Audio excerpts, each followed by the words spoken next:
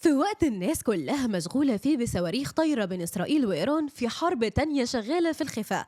حرب من غير طلقات ولا حتى دبابات، لكن فيها أرقام بالمليارات وشكوك سياسية وذهب كتير بيتحرك من مكانه لأول مرة من 80 سنة. المعركة دي ما بين أمريكا من جهة واتنين من أقرب حلفائها ألمانيا وإيطاليا، والسبب مش نفط ولا قواعد عسكرية. السبب هو الذهب اللي عند العم سام، واللي بقى فجأة مصدر قلق كبير لأوروبا. بس الرجل الأكثر جدلا في العالم مستر بريزيدنت دونالد ترامب، فيا ترى عمل إيه تاني؟ وليه أصلا ألمانيا وإيطاليا حاطين ذهبهم في أمريكا؟ وإيه اللي خلى الحلفاء يبدأوا يشكوا في نوايا بعض؟ وهل فعلا ترامب ناوي يستخدم الذهب كورقة ضغط سياسي؟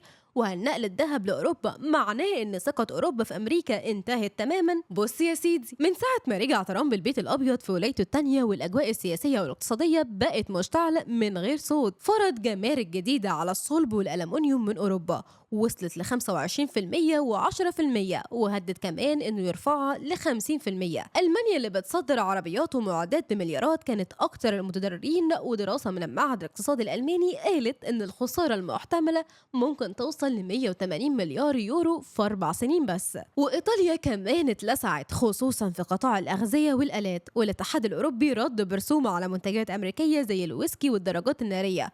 واللي حصل بقى شبه حرب تجارية محدودة، بس ولعت نار عدم الثقة. طيب ليه أصلا أوروبا مخزنة ذهبها عند أمريكا؟ بعد الحرب العالمية الثانية، وقت ما أوروبا كانت بتتبني من الصفر، أمريكا كانت الملاذ الآمن، فكان طبيعي جدا إن دول زي ألمانيا وإيطاليا يبعتوا ذهبهم يتخزن في الاحتياطي الفيدرالي في نيويورك. بس دلوقتي بقى في قلق كبير.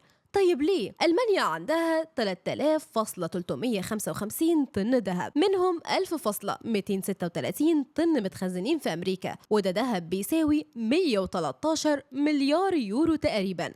أما إيطاليا عندها 2.452 طن، ونصهم تقريبا في نيويورك. وبدل ما كانوا مطمنين بقوا خايفين أمريكا تستخدم الذهب كورقة للضغط زي ما عملت مع فنزويلا وإيران، ولما جم يسحبوا فلوسهم اتجمدت تماما. طيب سؤال هنا، هي دي أول مرة ألمانيا وإيطاليا يطالبوا بالذهب؟ اللي يعرف التاريخ القريب يعرف إن ألمانيا بدأت من 2013 تنقل جزء من ذهبها، ورجعت حوالي 664 طن بحلول 2020، لكن فضل جزء كبير هناك لأسباب لوجستية زي ما قالوا وقتها.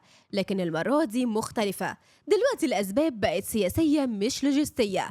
اللي بيحرك إيطاليا كمان هو الأحزاب الشعبوية زي عصبة الشمال وإخوان إيطاليا، اللي شايفين إن دهب بلدهم المفروض يبقى عندهم، مش في خزنة أمريكية ممكن تتحول في أي لحظة لأداة تهديد. موقف ترامب إيه طيب؟ ترامب مش بيكتفي بالجمارك، ده كمان بدأ يهدد بسحب الدعم العسكري من حلفائه لو ما دفعوش أكتر من حلف الناتو. ألمانيا تحديدا اتعرضت لضغوطات مباشرة، وربط ترامب استمرار الشراكة العسكرية بملفات زي حرية التعبير وسياسات الهجرة. كل ده خلى أوروبا تسأل نفسها، هو احنا لسه نقدر نعتمد على أمريكا؟ دهب إيه اللي هيتنقل وبتكلفة كام أصلا؟ خاصة إن نقل دهب بالحجم ده مش سهل ولا رخيص، بيتكلف طيارات خاصة وتأمين عسكري وتكاليف ممكن توصل لعشرات ملايين الدولارات للطن الواحد. لكن الرسالة السياسية أهم، وهي احنا مش بنثق فيك وعايزين دهبنا في أرضنا. الاتحاد الأوروبي بيخون ترامب. مش بس دهب، أوروبا دلوقتي بتحاول تقلل اعتمادها على السوق الأمريكي من خلال إنها توسع شراكاتها مع آسيا والخليج، وبتحاول كمان تدعم قدرتها العسكرية الأوروبية بشكل مستقل، وبتبني رؤية جديدة لأمنها الاقتصادي. من الآخر كده، الذهب مش مجرد معدن أصفر، ده رمز السيادة وورقة سياسية وأداة ردع ناعمة. لما ألمانيا وإيطاليا يتحركوا علشان يسحبوا ذهبهم من أمريكا، فده معناه إن الثقة انهارت، وإن أوروبا بتحضر لسيناريوهات ما بعد أمريكا.